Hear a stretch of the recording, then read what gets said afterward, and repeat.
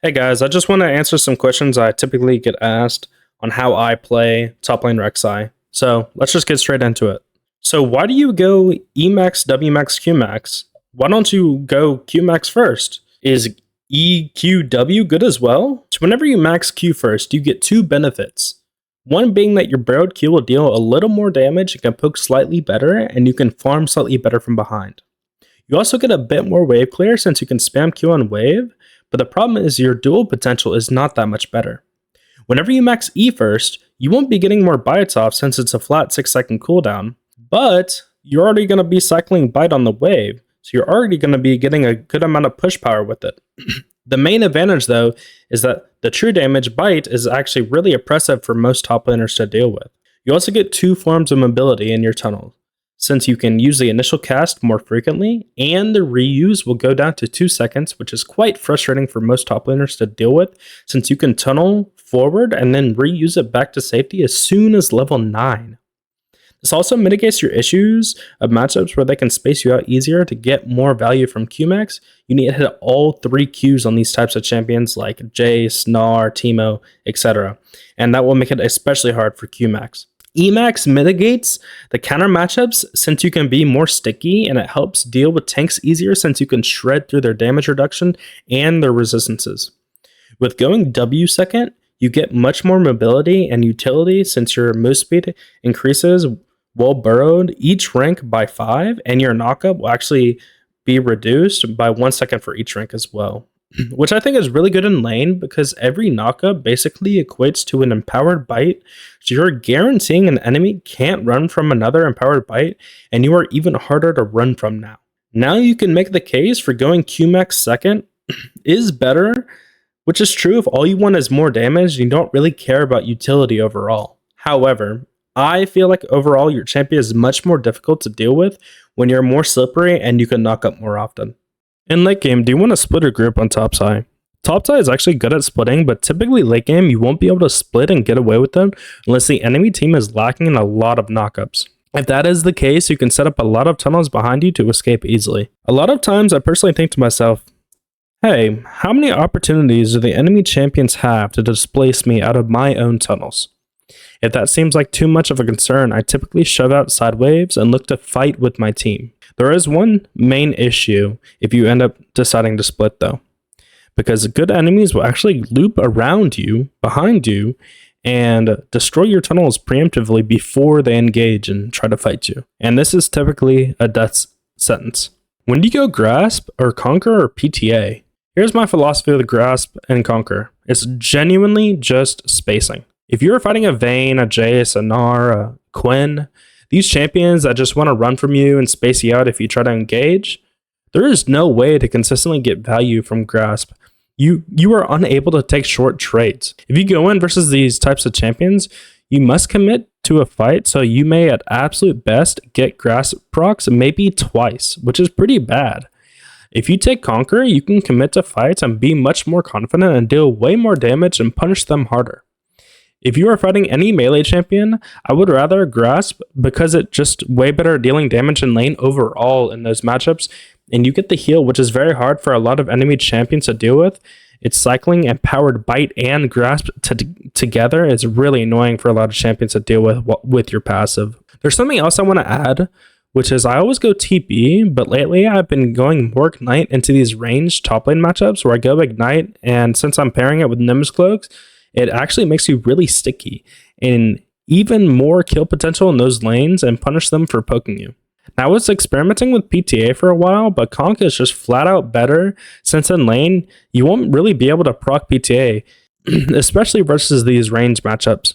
And even then, since you're going to be proccing PTA less in lane, the damage benefit you get from PTA over going Conk is really just not that worth it since you're going to be proccing it less, especially in these range matchups, which is the main reason I go Conqueror. Now, when we're talking out of lane, if you're trying to go for like a more like, I don't know, mid-game type of build, you could go PTA with Titanic, and you know, Titanic or even Stridebreaker will actually guarantee you proccing PTA. So if you want to go a more like out of lane type of build, which is not something I prioritize, but if that's something you prioritize, you can.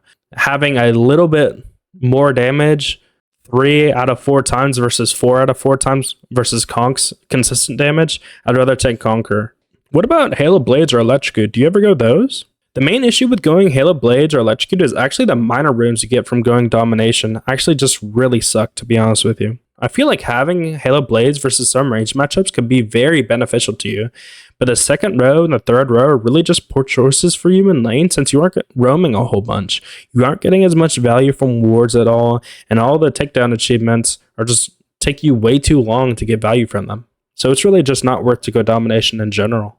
Is Ravenous Hydra good? Short answer is no, it's bad. The long answer is, one of Rek'Sai's biggest issues is its secondary gap closer after tunnel. This is even more true back when her tunnel was much more predictable and slow. Prowler's Claw actually solved this issue, allowing her to easily one-shot people by dashing on top and having a bunch of damage. But you also need to keep in mind that her AD ratios back then were significantly better than they are now, and they also did not have a large AP ratio on her passive. She actually didn't even have an HP ratio at all. Now, that's not the case. I would say that she actually has about half the ratios she used to, so building straight damage is like straight up worse. The other issue is you aren't even getting the gap close from these items, and you're also not building HP, so that means you hurt kinda bad, but it's easy for your opponents to avoid you. You could just build Titanic and have more HP, better wave clear, and have the same DPS. How do I play versus mages?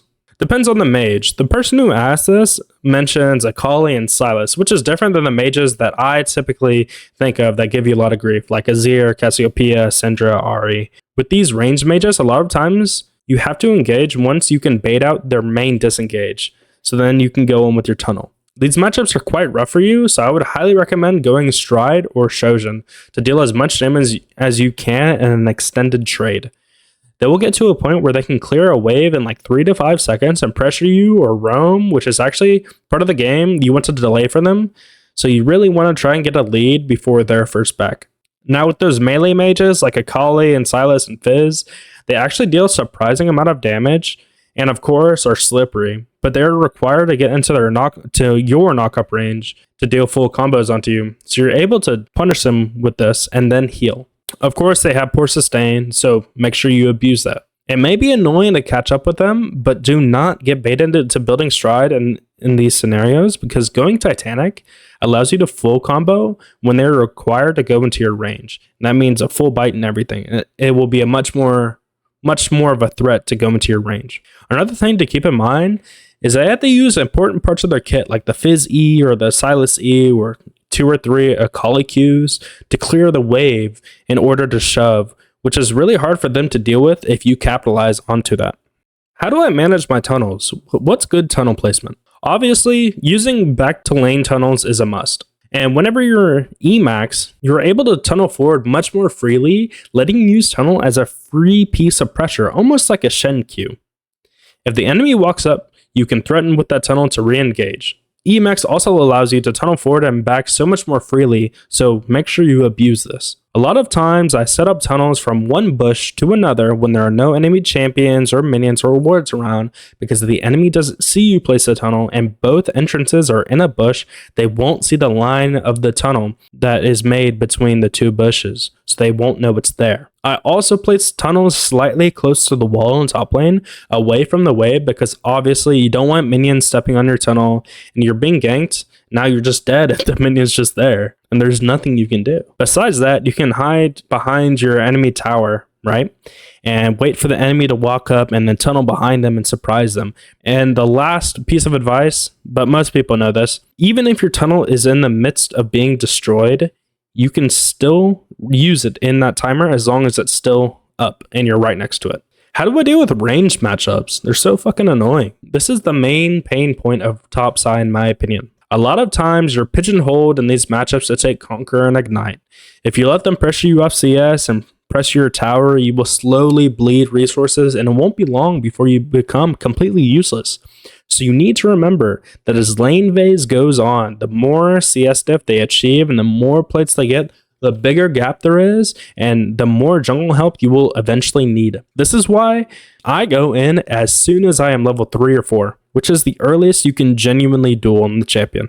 I can also go bite second, so you can get more healing, and you are being poked off the wave at like level 2 to help alleviate some of the pressure that they're putting onto you. A lot of times I wait until they are pressuring me under tower, since you can stand far back, and sometimes it will queue an auto when you're so far back and not realize that you're already tunneling on top of them. They will auto you and you'll be on top of them now, and then the turret will aggro and you knock them up, and it actually sometimes will force out a turret shot onto them, and that usually should equate to a kill. But don't worry, even if that's not the case, you were still able to run them down the whole length of top lane, which gives you much more opportunity to kill them. When do I build certain items on Rek'sai top? Topside has a lot of build diversity in my opinion. I genuinely feel like you have 10 or so actual options for your first 3 items, which is seriously unique for the champion. If you are not concerned with the hyper analyzation that I do with items, which one is the best in each scenario, here's a TLDR. Titanic into Shoshin is a very good build path. It gives you a fast bite, it allows you to deal a good amount of damage and be quite tanky. You can also go Titanic into Hullbreaker if you want better split pressure and dueling potential versus melee champions. And keep in mind, if you are fighting range matchups, you need to go Stridebreaker, not Titanic, so you can stay on top of these enemies and have pressure. And typically in this scenario, I always go Shoshin second. Since you are fighting more squishies and you want to burst them faster, Shoshin usually provides you more value. Now let's talk about some other items you have access to. You can still go Sunfire first in matchups where you want to maximize your heal and bide your time, but I would highly recommend going Titanic afterwards so you have damage by second item. You can go Spirit Visage if you want more healing and MR as well, but I typically only go Spirit Visage when I need to be more tanky, I need MR, and I need to buy Steel Caps, so I cannot buy Merc Dreads. You can also go Sterix to have a Bruiser option to not get bursted and have Tenacity, which is very solid 3rd or 4th item. Overlords is also an item that can provide you a lot of damage as a bruiser item. One of the highest damage 3 item builds for a bruiser topside is Titanic into Shoshin and into Overlords because the amount of AD, damage amp, and combo you can get. If you're fighting Mundo or Tom Kench, for example, and are worried that they will outscale you with Heartsteel, you can also buy Eclipse to capitalize on the fact that they will HP stack versus you. And of course, you have other options for armor items, being like Death's Dance if you want more damage in armor, or if you want Deadman's for mobility, or if you want Thornmail for Grievous, or if you want Randuin's for 2 crit users. Is Titanic into Heartsteel good? A lot of people ask me what I think about going Heartsteel Rush on Rek'sai. This is a very risky item in my opinion. You as a champion have very little wave clear if you do not build Bombies as a tank item. If you spend all this gold on just HP, yes, you have the potential to scale into this behemoth after you get past like the 6.5k gold mark, which is quite far into the game if you ask me. You will lose all pressure versus the enemy laner. They can shove the wave and be unpunished since your shove is so slow. If there is a fight on the top side of the jungle, they will always have prio versus you since you cannot shove the wave, basically guaranteeing your jungle and your mid to auto lose since you wanted to pick Heartsteel first item. And then, of course, you have the issue of champions that are tank slayers, which is not as common right now in the game, but is still a potential risk if you're looking at this in the future. The solution for this problem is actually going Titanic into Heartsteel. You will be very tanky with both items, infinitely scale, and deal pretty good damage. This gets rid of the issue of no prio in lane and lets you combo fast. The only reason I don't typically go this setup is because my games rarely go long enough for me to get 6.5k gold worth of items and then be able to scale past that for the next 15 to 20 minutes. That's just really unrealistic in Masters and Grandmasters Elo. It's just not feasible for me. So if you find that your games are going long, I would actually recommend that you try this setup versus melee laners that don't have a tank shredder, and actually tell me what you guys think of it. Bro, I can never click on my tunnel. There's always a minion standing on my tunnel. How do I click it? I feel for you, bro. There's genuinely no way to click the tunnel if there is a ward or minion or champion on it. And so it's really just tough luck. All you can do is just place it in a better spot. Don't place it in the middle of the wave. Try to place it where the minions don't meet typically. Try to place it towards closer to a wall or a bush. That's the only way you can deal with it. It is just part of playing Rek'sai, man. I'm sorry. What about tank side top? Is it still good? You can still go tank side, but you need to keep in mind that in a solo queue setting, going 2 to 3 tank items, then Titanic is really risky because most mid laners or ADC players will die to your 0-3 laner, so just be really careful with that.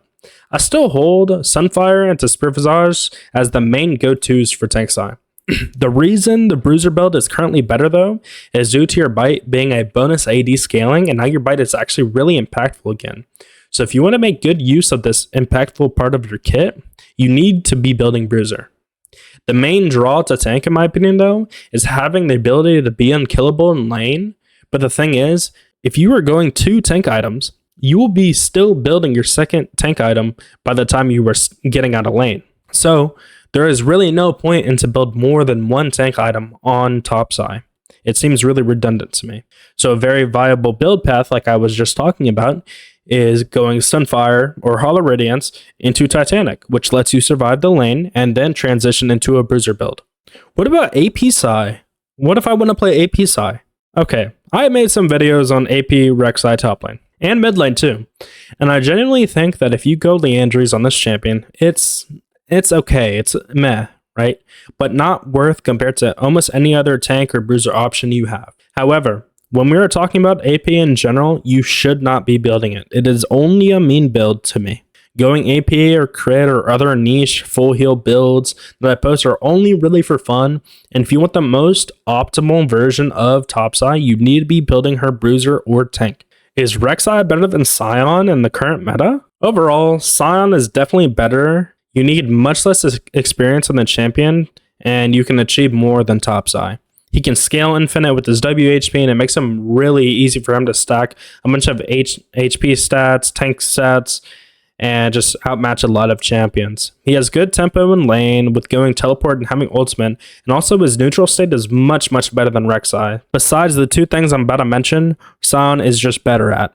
But the 2 main things that Rek'Sai is better at in lane is being able to escape ganks better, and also having really good sustain. Those are 2 things that Sion doesn't have as good as Rek'Sai does. So overall, I would say Sion is just a better top laner, but Rek'Sai does have her ups. Do you proxy often? I really don't proxy a whole bunch.